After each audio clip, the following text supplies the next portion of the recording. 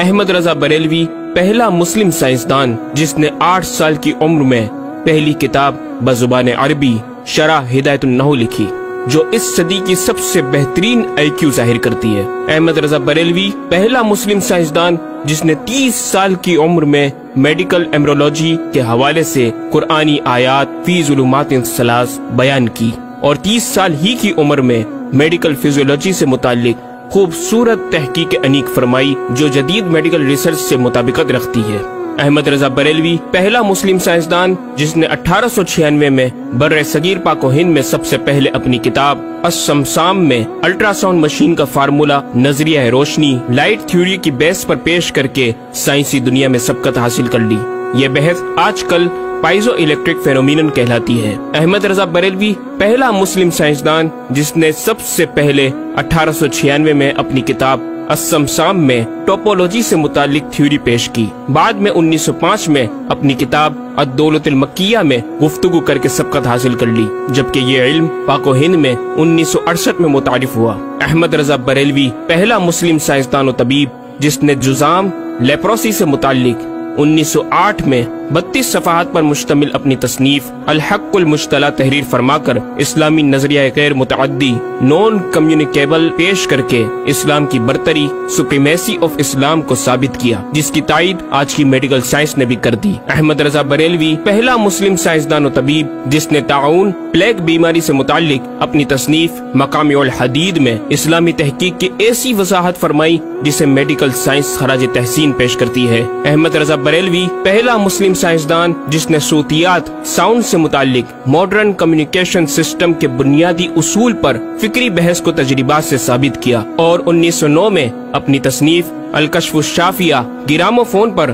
تلاوت قرآن سننے کے جواب میں تحریر فرمائی اور تحقیق کی کہ آوازیں فضا میں موجود ہیں۔ مفکر اسلام نے اس رسالے میں ابتداً فوٹوگرافی اور فونوگرافی کا فرق ظاہر کیا، نیز ساؤنڈ تھیوری پیش کر کے کان کی ساخت anatomy of the muscles tensor اور ایئر آؤٹر اور مڈل کو سماعت کے لیے ضروری بتایا، جس کی تائید جدید فزیکل سائنس نے بھی کر دی ہے۔ یہ بحث آج کل ڈیمپڈ ہارمونک موشن کہلاتی ہے، جبکہ علم صوتیات پر آپ کی ایک اور تصنیف البیان الشافیہ حکم فونوگرافیہ بھی ہے۔ احمد رضا بریلوی پہلا مسلم سائنسدان جس نے وضو اور غسل کے پانی پر پوچھے گئے ایک چھوٹے سے سوال کے جواب میں فزکس کے موضوع پر فلوئڈ ڈائنامکس سے متعلق تصنیف الدقۃ والتبیان 1915 میں لکھ کر جدید سائنسی اور فقہی انداز سے تحقیق کے انمول موتی بکھیرے، اور پانی کی 307 اقسام بیان کی، اور ایک کتاب النور والنورق تحریر فرمائی جس میں پانی کی فزیکل پراپرٹیز کو 43 قسموں میں تقسیم کیا۔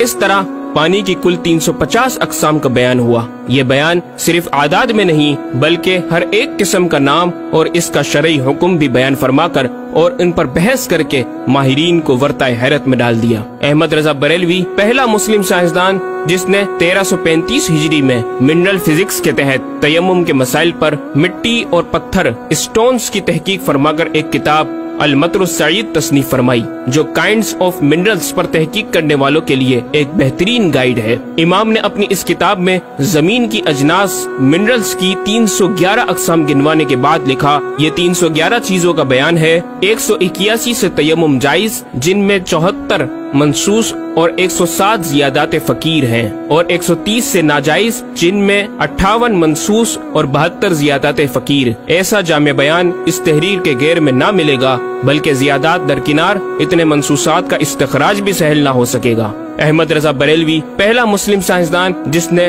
سب سے پہلے 1919 میں ایٹمی پروگرام کا قرآنی تصور ومزقناہم کل ممزق اور ہم نے اسے پارا پارا کر دیا سے استنباط کر کے اپنی کتاب الکلمۃ الملہمہ میں نظریہ ایٹم بیان کیا، اور جے جے تھامس کے نظریات کی تائید کی اور دلائل عقلیہ سے پہلے آیات قرآنیہ پیش کی، اور امریکہ میں جوہری توانائی کے کام کا آغاز کرنے والے پروفیسر البرٹ آئنسٹائن اور لندن کی ملکہ این سے سر کا خطاب پانے والے مشہور سائنسدان نیوٹن کے خیالات کا 5 دلیلوں سے رد کیا، اور اپنی تحقیق میں ایٹمی نظریے سے متعلق طویل گفتگو کی اور غلبہ اسلام کی حقانیت کو ثابت کر کے مفکروں و مدبروں کو دعوت فکر دی۔ احمد رضا بریلوی پہلا مسلم سائنسدان جس نے زمین کے ساکن ہونے کے حوالے سے 1919 میں 4 فکر انگیز کتب تحریر فرمائی اور 115 دلائل سے یہ ثابت کیا کہ زمین ساکن ہے اور سورج سمیت تمام سیارے اس کے ارد گرد گھوم رہے ہیں۔ احمد رضا بریلوی